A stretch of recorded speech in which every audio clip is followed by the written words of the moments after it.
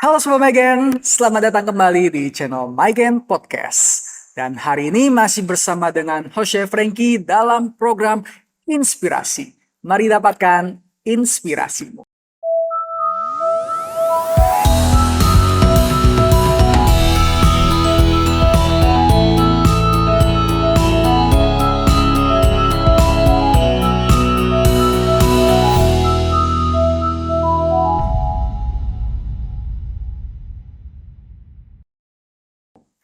Ya, Sobat Megen, hari ini kita sungguh bahagia sekali karena ada kesempatan untuk belajar bersama lagi.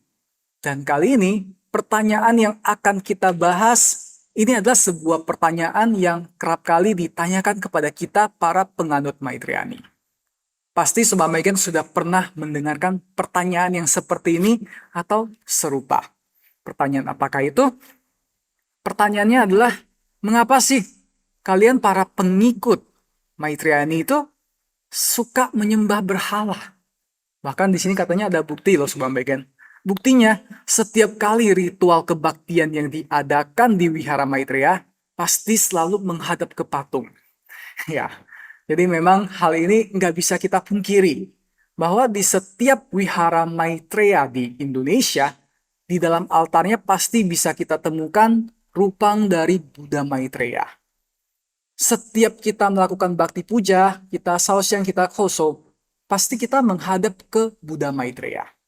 Tapi lantas dengan begitu, apakah dikatakan ritual kebaktian Maitreyani itu adalah penyembahan berhala? Sebelum kita bahas pertanyaan itu, mari kita awali dengan definisi dari kata berhala. Berhala itu apa sih? Berhala itu adalah patung dewa atau sesuatu yang didewa-dewakan, sesuatu yang disembah-sembah. Ya, kalau kita ambil poin pentingnya, secara singkat yang disebut dengan penyembahan berhala, disebut sembah berhala itu adalah ketika sesuatu yang dipuja, dihormat, disembah, itu adalah sesuatu selain Tuhan. Sesuatu selain pencipta. Itu adalah definisi menyembah berhala. Oke, Sobat Maigen. Ingat definisi yang barusan? Dengan definisi yang barusan, saya ingin mengajak Sobat Maigen sekalian untuk berpikir.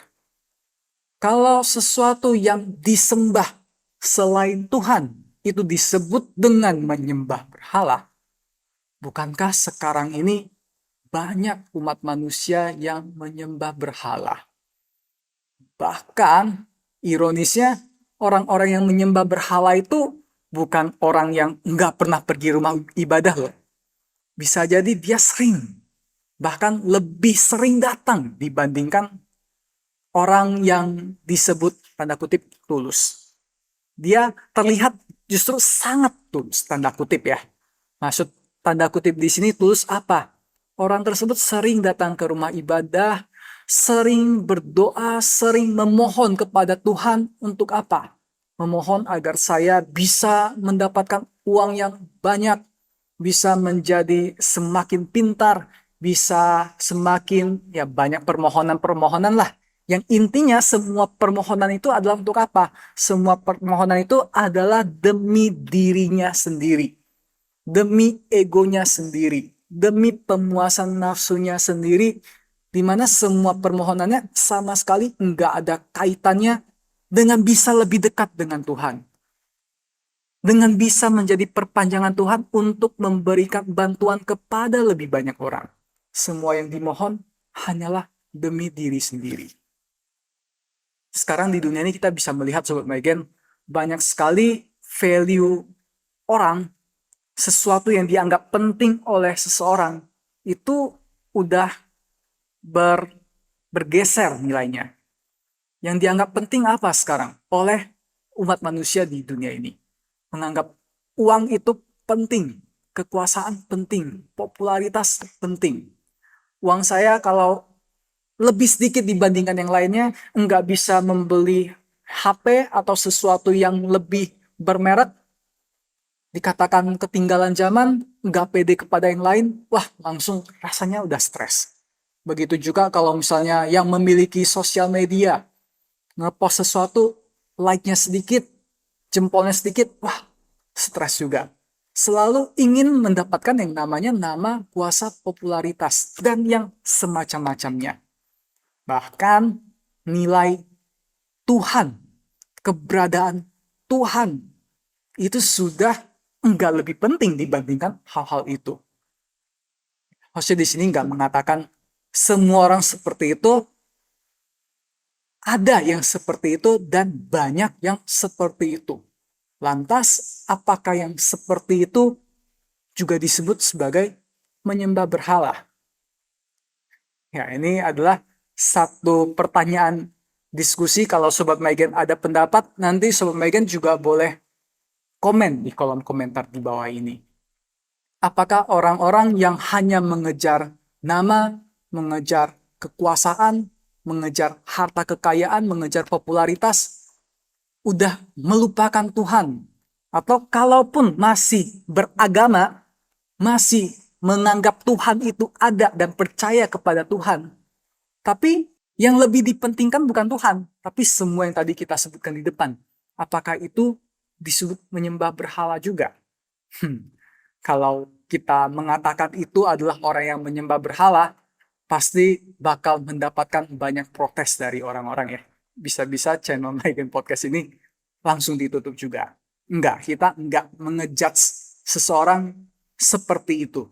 Ini hanya sebuah pertanyaan yang kita terbuka untuk sama-sama kita diskusikan. Jadi sebenarnya kalau dengan definisi bahwa yang disembah selain Tuhan itu adalah berhala, mungkin banyak loh, secara disadari atau nggak disadari, secara langsung atau nggak langsung, banyak orang yang sudah menyembah berhala tapi nggak merasa demikian. Atau nggak berani untuk, orang yang melihatnya nggak berani memvonis seperti demikian. Mengapa? Karena pasti bakal menjadi musuh masyarakat. Jadi kembali ke topik nih coba, Sobat Megan. Apakah dalam ajaran ketuhanan Maitreya yang pada saat setiap kali melakukan ritual kebaktian hanya dengan adanya rupang Maitreya di depan, lantas itu disebut sebagai penyembahan secara berhala? Satu contoh lagi yang lebih real. Kalau tadi itu kan mungkin masih bisa dibantah ya.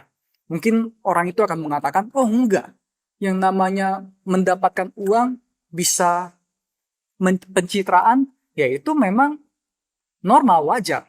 Kehidupan sebagai manusia memang tanda kutip seperti itu. Ya mungkin memang value-nya seperti itu, cara berpikirnya seperti itu, yang dianggap penting adalah seperti itu, sehingga yang dikejar adalah itu. Ya kita nggak bisa menyalahkan orang tersebut, karena setiap orang bebas loh untuk berpendapat. Bebas untuk menganggap value yang dianggap penting. Itu adalah hak setiap orang, kita nggak bisa mengatakan itu salah. Oke lah, itu bisa dibantah ya. Satu contoh lagi, kita negara Indonesia adalah negara yang nasionalis. Jadi kita sangat mengenang sekali perjuangan dari para pahlawan kita yang berjuang untuk memerdekakan Indonesia. Salah satu contohnya yaitu setiap kali pengadaan upacara bendera. Masih ingat sekali dulu pada saat zaman sekolah ya, setiap hari Senin itu pasti ada upacara bendera. Dan salah satu momen penting di upacara bendera itu, yang kalau nggak ada satu peristiwa itu, ya pasti nggak akan disebut upacara bendera. Momen apa itu? Ya pasti Sobat Megan juga tahu ya. Akan ada pemimpin upacara, dia akan berteriak dengan lantang mengucapkan, kepada bendera merah putih, hormat, gerak. Langsung kita semua memberikan hormat. Tegap, sampai diucapkan tegap, gerak, baru kita turunkan. Harus mau tanya Sobat Megan. Kita menghormat kepada bendera merah putih, menghormat kepada kain yang atasnya berwarna merah, bawahnya berwarna putih, Apakah itu disebut menyembah berhala? Kalau kita sebut upacara bendera itu adalah penyembahan berhala, kita pasti langsung diusir kali sebagai warga negara Indonesia. Nggak ada yang mengatakan upacara penghormatan kepada bendera merah putih itu adalah menyembah berhala. Mengapa? Karena kita semua memang udah sangat jelas bahwa yang kita hormat itu bukan si kain merah putih itu. Tapi kain merah putih, bendera yang dikibarkan itu hanya sebagai sebuah simbol. Sebagai sebuah perwakilan dari apa? Dari perjuangan para pahlawan yang memerdekakan Indonesia. Merah, perlambangan dari berani, putih, lambang suci. Ya, itu sesuatu yang udah kita belajar dari zaman sekolah dulu ya. Selalu dikatakan seperti itu. Menghormat kepada bendera itu adalah untuk mengenang perjuangan dari para pahlawan. Kita mengenang bagaimana betapa susahnya kita bisa merdeka. Bukan yang kita hormat itu adalah si kain tersebut. Sebenarnya logikanya sama dengan berbagai metode kebaktian dari berbagai macam agama di dunia ini. Sebagai contoh, nah sebelum Jose memberikan contoh, Jose disclaimer dulu ya. Ini adalah sebuah contoh untuk kita kasus pembelajaran aja. Bukan ngejudge, bukan apa-apa. Hanya untuk kita sama-sama belajar dari contoh kasus. Misalnya contoh saudara-saudari kita yang kaum muslimin. Seperti yang kita ketahui, setiap kali mereka sholat, pasti mengarah ke kiblatnya adalah Ka'bah. Benar ya? Tapi bukan berarti dengan menghadap ke Ka'bah, maka yang disembah itu adalah Ka'bah. Bukan kan?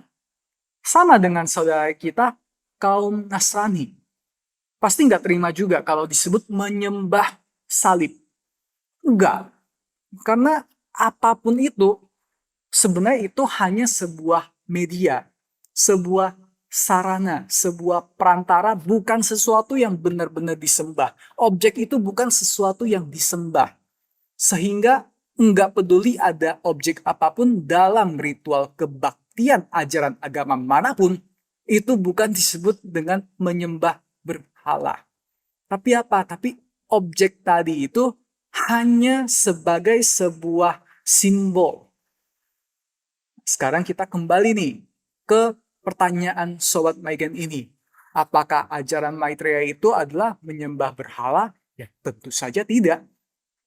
Mengapa tidak? Karena Buddha Maitreya, rupang Buddha Maitreya yang ada di depan altar ketika kita melakukan ritual bakti puja keinsafan jiwa, itu adalah sebuah simbol dari apa?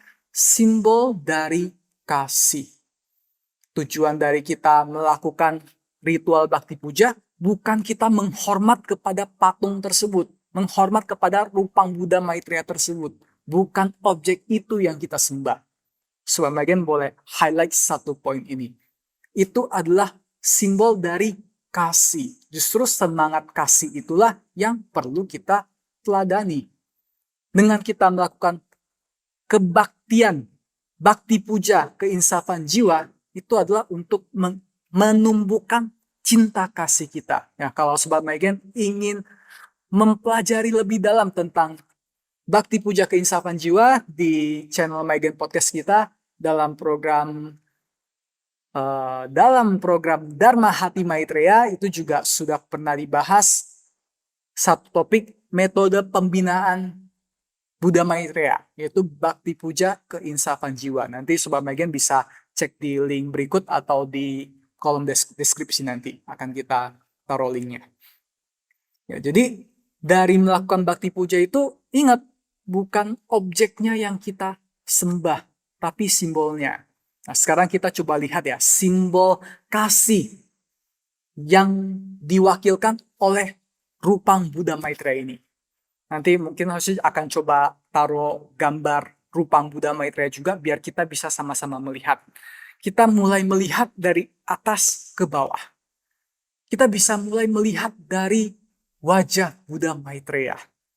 Di setiap rupang Buddha Maitreya dalam Wihara Maitreya Indonesia, kita bisa melihat wajah Buddha Maitreya itu tersenyum dengan begitu indah. Melihat Buddha Maitreya yang tersenyum, nggak tahu mengapa rasanya, waduh, kita pingin ikut tersenyum juga. Mengapa? Karena memang senyuman Buddha Maitreya ini itu bukan senyuman yang dibuat-buat. Kan memang tersenyum setiap orang bisa, Sobat Megan. Tinggal apa namanya? Sudut mulut kita ini dinaikin pasti akan kelihatan senyum. Tapi enggak semua orang kalau tersenyum terlihat indah. Aneh ya. Padahal cara senyum pasti sama. Setiap orang cara senyum begitu. Enggak ada cara lain yang untuk tersenyum dengan cara lain. Enggak ada. Setiap orang cara melakukan gerakan senyumnya itu, raut senyum di wajahnya sama, tetapi yang terpancarkan, energi yang tersampaikan kepada orang yang melihat senyuman itu bisa berbeda. Oh, kok bisa? Aneh ya? Sebenarnya bukan aneh. Tapi ya memang senyuman yang getaran energi positifnya itu bisa tersampaikan, itu adalah senyuman yang tulus, senyuman kasih, senyuman kebahagiaan. Bukan senyuman yang dibuat-buat. Ada udang di balik batu. Ada modus tertentu. Wah, saya ingin mendapatkan sesuatu dari kamu. Nah, makanya saya senyumin kamu, saya baikin kamu. Ingin mendapatkan imbalan. Nah, itu namanya ada modus. Tapi senyuman Buddha Maitreya ini adalah senyuman kasih. Senyuman yang tulus yang tumbuh dari lubuk hati yang terdalam. Senyuman yang enggak dibuat-buat. Mengapa Buddha Maitreya bisa tersenyum seperti itu?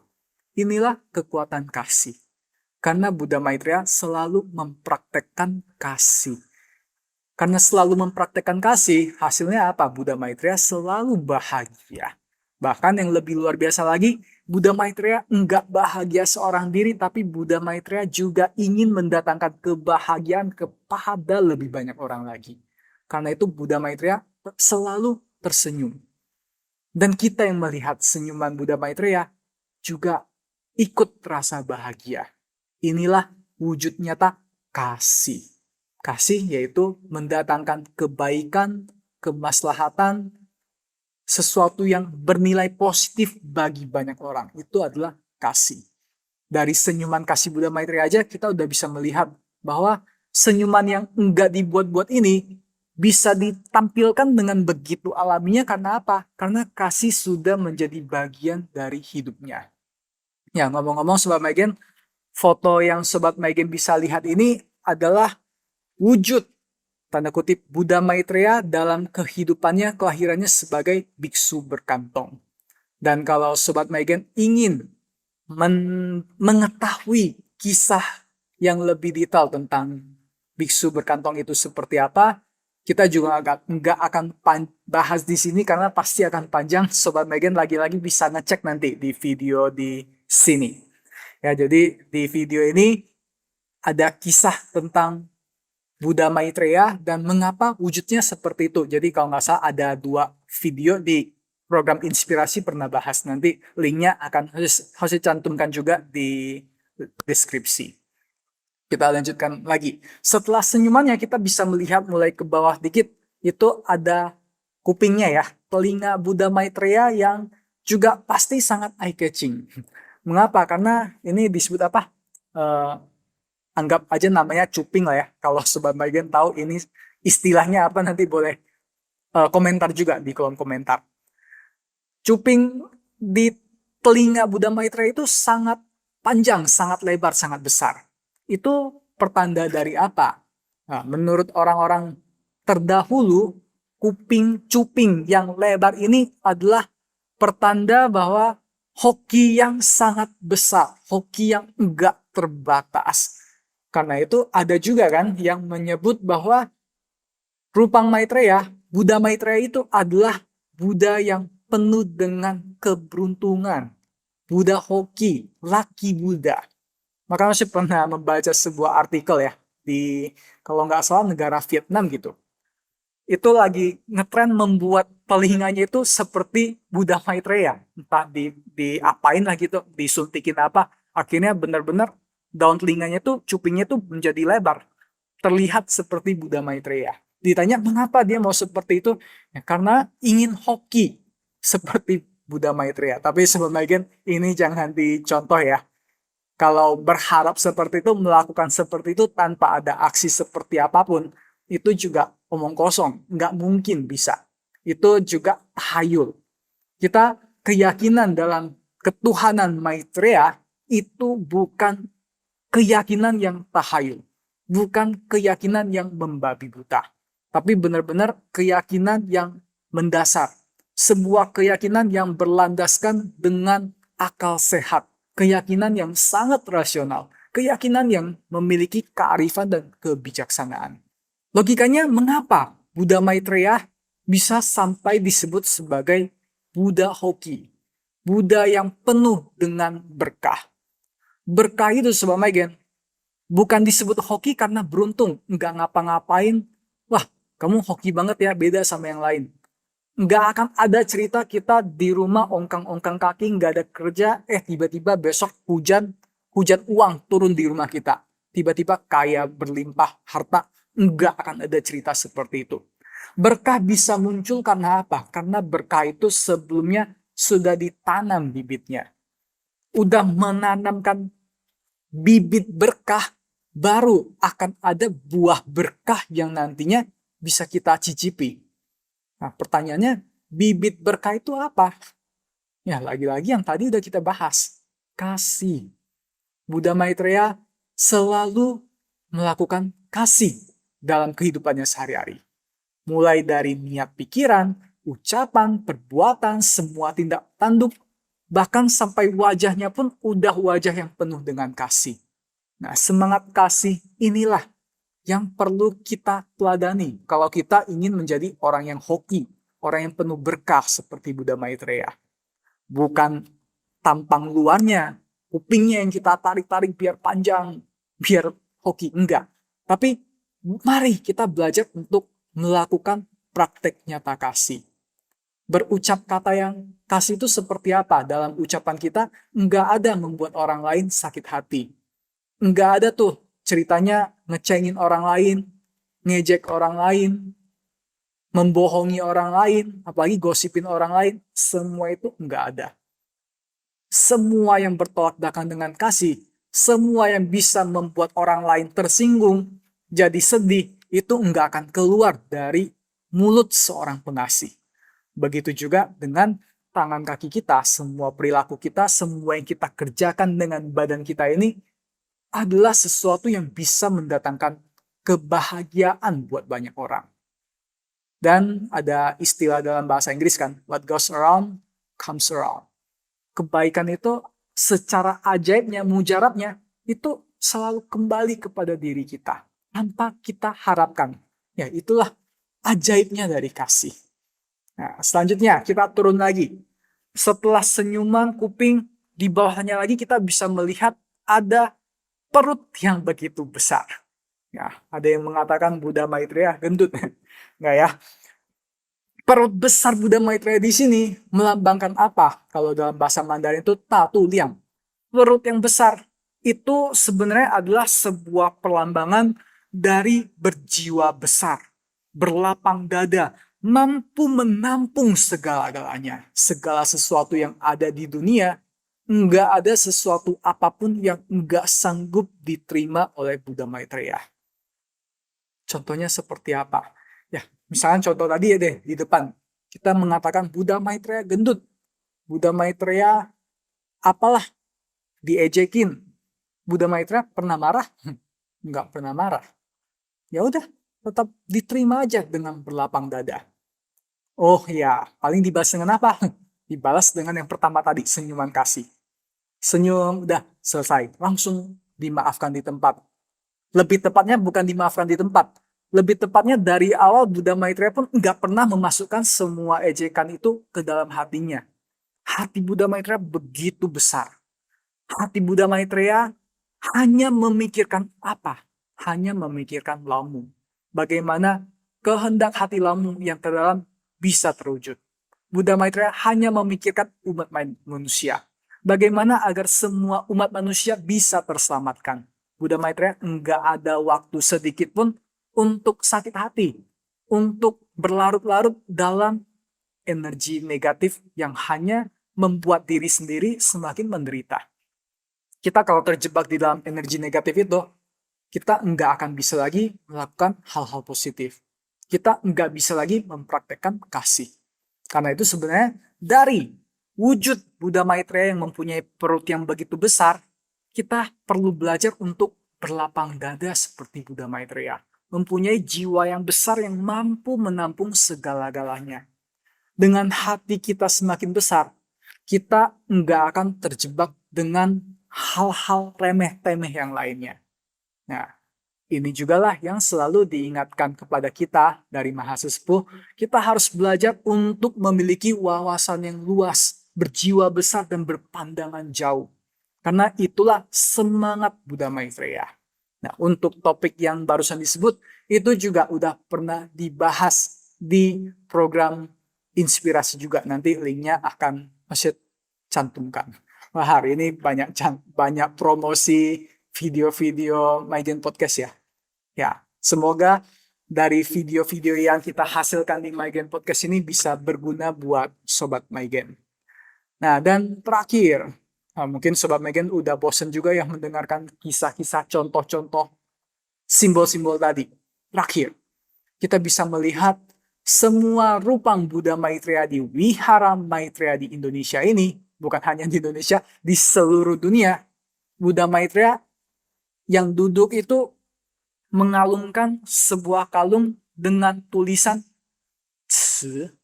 Ce itu artinya apa? Ya, lagi-lagi tadi, kasih.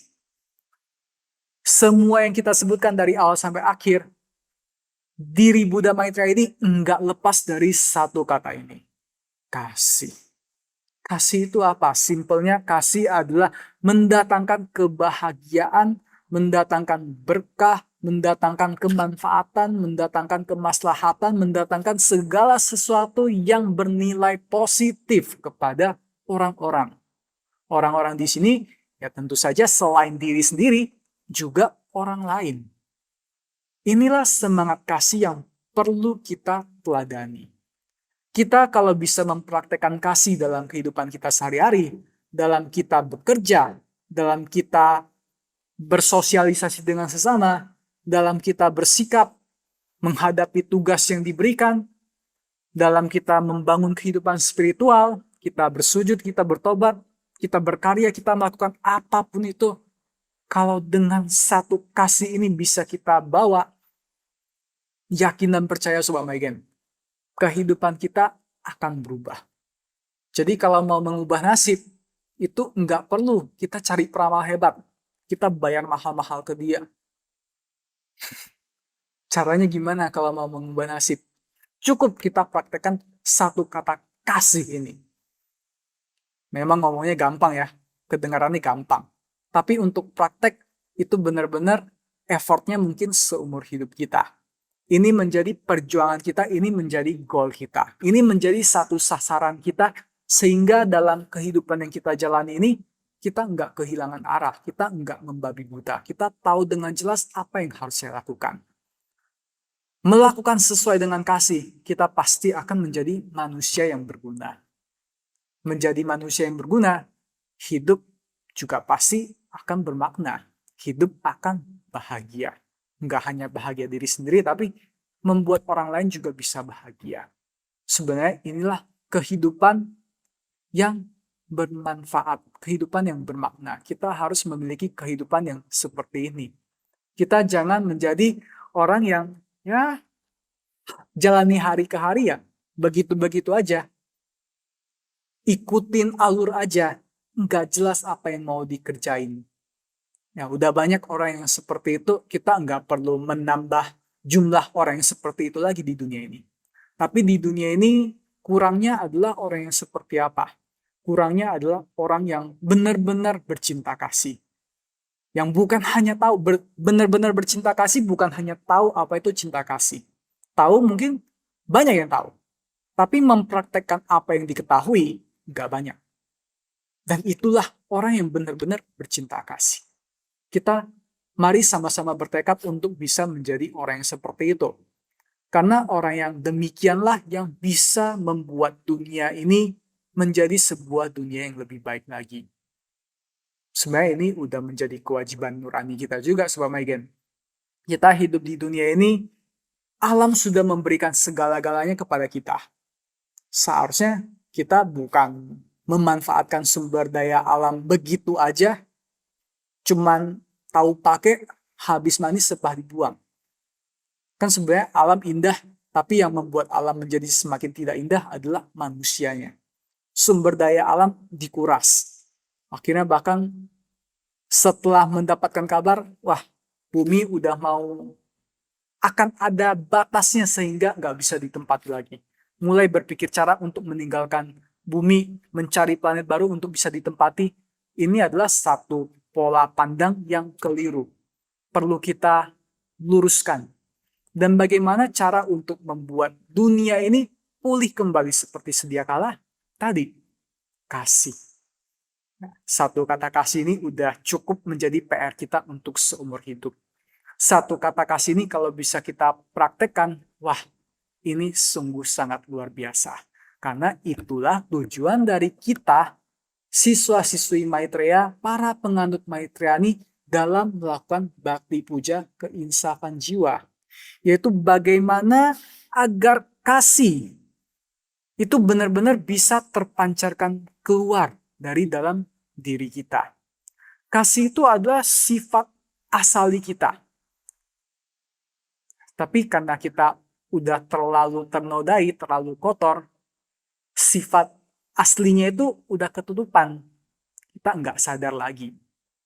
Ya, jadi dengan kita melakukan kasih, inilah kita sedang berjuang untuk kembali ke roman semula kita. Dan kasih benar-benar sangat ajaib, Sobat Maigen, seperti yang tadi kita sebutkan. Kasih adalah tenaga pendorong dari segala-galanya. Kasih benar-benar dengan seseorang yang benar-benar memiliki kasih, maka segala sesuatu yang dia lakukan itu pasti sesuatu yang bermanfaat. Bahkan nggak peduli apapun situasinya, sekalipun pada saat dia menghadapi kesulitan, dia akan tetap konsisten melakukan kebaikan. Tenaga pendorongnya apa? Kasih. Contoh ini kita bisa melihat pada diri seorang mama, orang tua. Sayang sama anak. Apapun yang dilakukan adalah demi anak. Apalagi kalau anaknya masih kecil, masih baby. Masih belum bisa menjaga dirinya sendiri. Setiap malam harus bangun karena anaknya kelaparan. Atau anaknya mau pipis. Atau apapun itu. Pokoknya oe kan bayi kan cuma taunya menangis. Apakah enggak capek? Capek. Apakah dalam hatinya enggak merasa mumet? Aduh, gue udah pengen istirahat nih, tapi si bayi menangis mulu, jadi nggak bisa istirahat tenang. Ya mungkin ada juga. Tapi mengapa? Walaupun demikian, tetap kewajiban sebagai mama tetap dilakukan. Tetap mengasihi anak. Tetap memberikan semua yang terbaik untuk anak. Ya, karena tadi, kasih seorang ibu itu sungguh tiada tara. Jadi itulah kasih. Itulah poin penting dari kita melakukan bakti puja keinsafan jiwa. Jadi Sobat Maigen, kita sebagai siswa-siswi Maitreya, bakti puja itu adalah pembinaan spiritual kita. Metode kebaktian, metode bakti puja, setiap insan beragama itu berbeda-beda. Dalam agama Islam, kita kenal sholat. Dalam agama Kristen, ada yang namanya misa. Ya, dalam berbagai ajaran apapun, ada metode pembinaannya tersendiri, dan metode pembinaan dalam Mahata Maitreya, dalam jalan ketuhanan Maitreya, itu adalah bakti puja keinsafan jiwa. Ya, kalau satu hal ini kita bisa lakukan, itulah yang akan membuat semangat cinta kasih kita semakin bertumbuh. Kita semakin kembali ke watak kita yang paling asali. Nah, dengan kita bisa berfokus pada kasih. Jadi ingat, rupang Buddha Maitreya yang ada di depan altar pada saat kita melakukan bakti puja, itu adalah membantu kita untuk bisa lebih berfokus pada kasih. Untuk membuat kita benar-benar bisa menjadi pribadi yang bercinta kasih. Dan ingat, semua bakti puja yang kita lakukan, apapun itu, dalam ajaran agama manapun, kita lakukan bukan hanya sekedar sebuah formalitas. Bukan badan kita melakukan bakti puja, oh ya udah bakti puja. Ya udah, memang harus diwajibkan seperti itu. Saya sebagai pengikut agama ini harus melakukan kegiatan beribadah seperti ini, ya udah saya lakukan. Sobat Megan, sorry to say, kalau kita melakukan hanya sebatas seperti itu enggak benar-benar akan terlalu berguna bagi diri kita. Mengapa? Karena kita pasti akan terjebak hanya di batas formalitas doang. Hanya di kulit luar doang. Yang mana kalau kita terikat pada hal yang seperti ini pun, ini enggak sesuai juga dengan kehendak hati Tuhan. Mengapa? Dengan kita melakukan itu, apa sih yang didapatkan? Kalaupun ada, paling diri kita sendiri doang yang menjadi lebih tenang, lebih damai. Tapi bagaimana dengan anak-anak Tuhan yang lainnya? Apakah dengan kita melakukan itu, mereka terbantu? Enggak terbantu secara langsung. Bisa jadi secara tidak langsung. Contoh tidak langsung apa? Setelah kita melakukan kebaktian, melakukan bakti puja keinsapan jiwa, kita semakin berkontak hati dengan Tuhan. Saya tahu bahwa, oh, aku yang sejati adalah aku yang penuh dengan cinta kasih. Aku benar-benar harus bercinta kasih. Mulai melakukan perilaku kasih, ucapan kasih, tindak nyata kasih dalam kehidupan kita sehari-hari. Sehingga orang-orang ikut terasa manfaatnya. Kita bisa menjadi perpanjangan tangan dari Tuhan. Kita bisa menjadi alat lampu yang baik untuk digunakan. Kita bisa ikut berkarya di dalam misi dunia satu keluarga. Itu yang benar-benar lampu inginkan. Dan inilah perjuangan kita.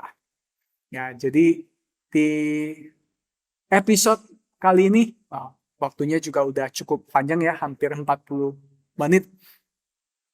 Apakah ajaran jalan ketuhanan Maitreya itu adalah menyembah berhala?